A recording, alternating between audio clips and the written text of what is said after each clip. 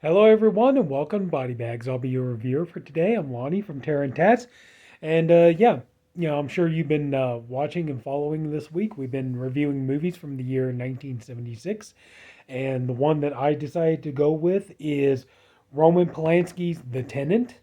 And as you can see, I don't have the. I know this just got a big, super duper, ultra, 4K release from Vinegar Syndrome. As you can see, I'm rocking the Scream Factory Blu-ray.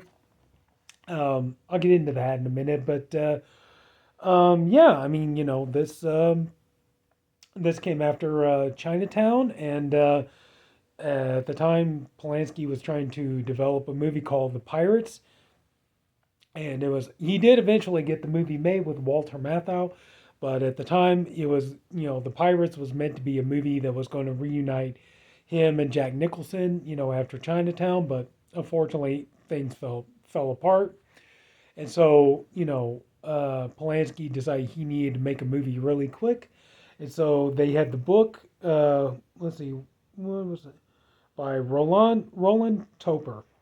So they had the book, they had the rights and everything, and Polanski decided he was going to go ahead and tackle this project. And it was kind of funny because not only does Polanski co-wrote and direct the movie, no, he's not listed as a producer, but no, he not only does he co-write and direct the movie, but he also stars in the movie. And the other day, I was watching Planet CHH's video where he was reviewing the 4K and showing it off and everything. And and he kept saying, I don't know who this actor is, the main actor, and but man, he was really good in this. I would like to see, I wish I could see more of this guy and all that stuff. And I was laughing, and I didn't get it the other day until I started looking at this and rewatched it, and then I realized, like, wait a minute, Polanski never did take credit for playing this role of Tchaikovsky. And because the other day I was just like, it's Polanski. What do you could, why are you confused? It's Roman Polanski. But I mean, even still, in a way, yeah, you kind of figure like, yeah, you think you would know, you think you know Polanski when you see him. But yeah, it wasn't until just a little while ago when I was checking this over and everything. It's like all of a sudden I realized, wait a minute, yeah, Polanski never took acting credit for this role, which is surprising. This movie, it's very deliberate. It's very slow paced. It's very very slow burn. In the beginning of the movie, you have Tchaikovsky, who is played by Roman Polanski. This movie definitely is going to make you recall some of his earlier films. You're definitely gonna feel kind of like a little bit of a Rosemary's Baby vibe. You're gonna feel a little bit of a vibe of Repulsion. Some of Polanski's earlier films. Probably maybe a tiny bit of Fearless Vampire Killers in the sense that Polanski is playing kind of a similar character to Albert in Fearless Vampire Killers. In the sense that he's playing this very kind of meek, very timid, just kind of very sensitive kind of man. So at the beginning, Tchaikovsky, he's renting an apartment, and it turns out that the apartment that is available was occupied by Simone Schul, and apparently Simone Schul committed suicide or attempted to commit suicide, and but it's like his character, he needs the apartment, so he needs a place to stay, so he goes ahead and he takes the apartment, and he meets a woman named Stella, played by Isabelle Adjani, and like he's trying to pursue a relationship with her, and the two of them are very odd together. They're very kooky and weird. One thing I will say about this movie, you do have a named cast in this film, not just Polanski himself, but you also have, like I said, you have Isabelle Adjani in this movie, and even though they try to make her look ugly in this movie, she still looks really gorgeous. They put her, like her hair is like really frizzy and messed up in the movie, and she's usually wearing these big thick glasses and stuff. But still, she's still, beautiful as beautiful can be. You have the concierge, played by Shelley Winters. Melvin Douglas is in this movie. So, but anyway, so yeah, so Tchaikovsky he moves into this, he moves into this apartment building, and he starts, seeing and meeting his neighbors, and it's weird because his neighbors start like they start doing these things that are just kind of off-putting.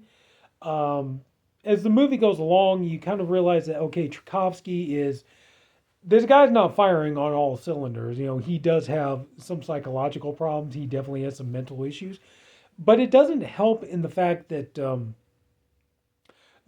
like whenever he goes to the local cafe to get a coffee, the you know the owner of the shop keeps like trying to push Marlboro cigarettes on him because Simone Schul smoked Marlboro cigarettes.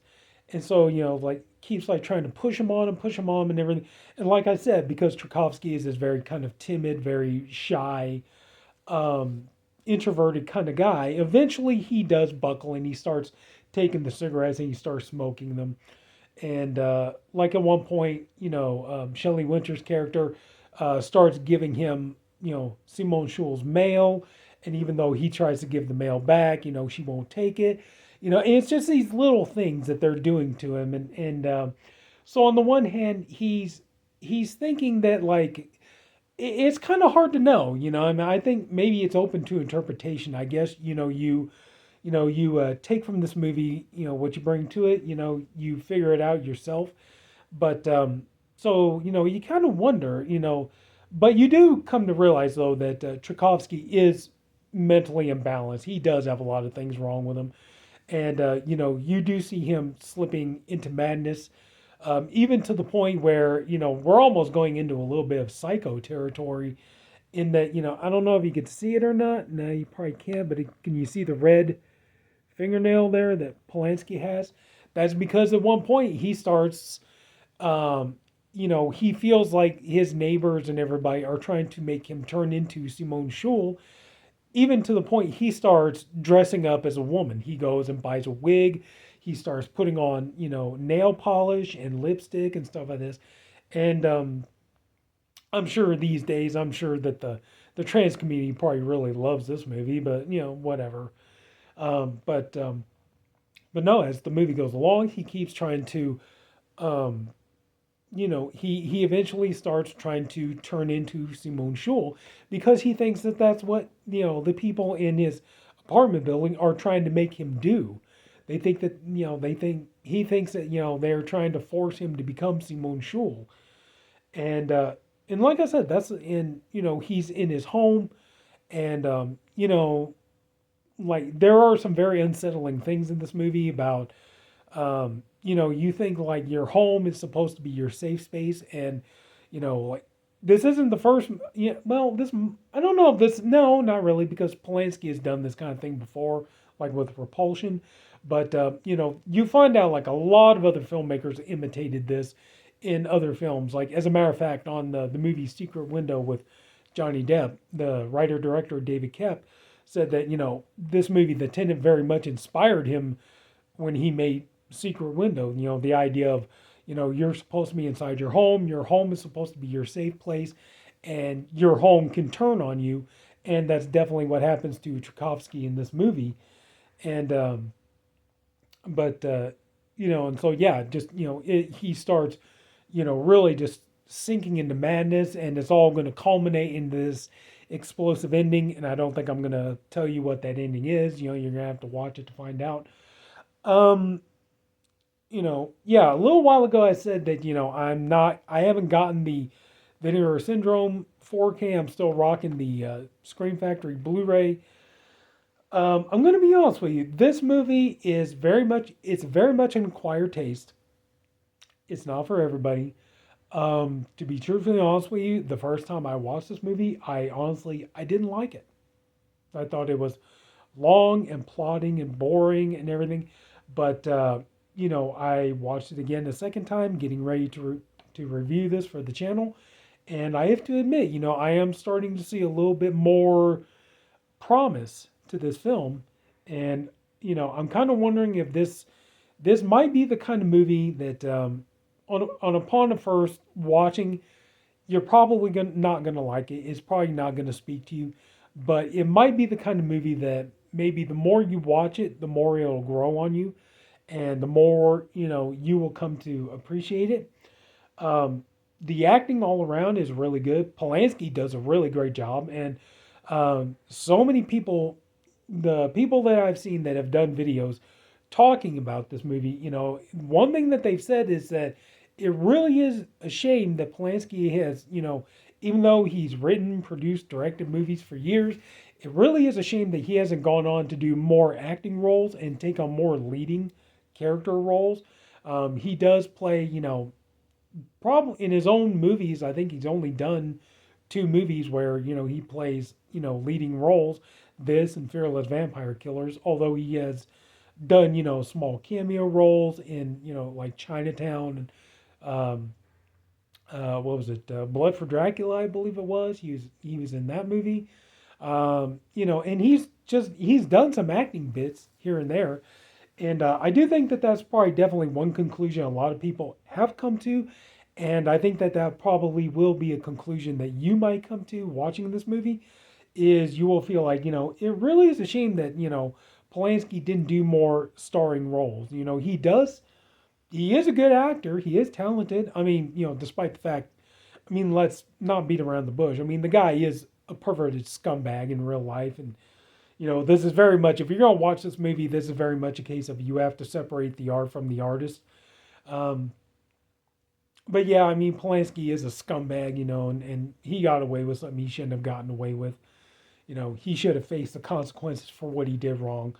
But that being said, you can't deny the fact the man makes good movies, very interesting movies, and but anyway, so yeah, I think that is definitely one thing you will walk away from this movie thinking is like, Polanski does a really good job. He's a very good actor. He's very talented.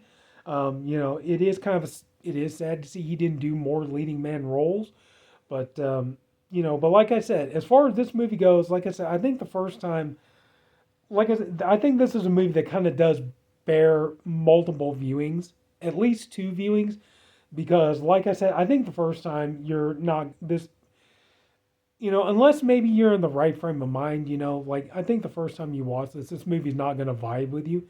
I think, maybe like a second or maybe even a third viewing, it might start to grow on you. It might not.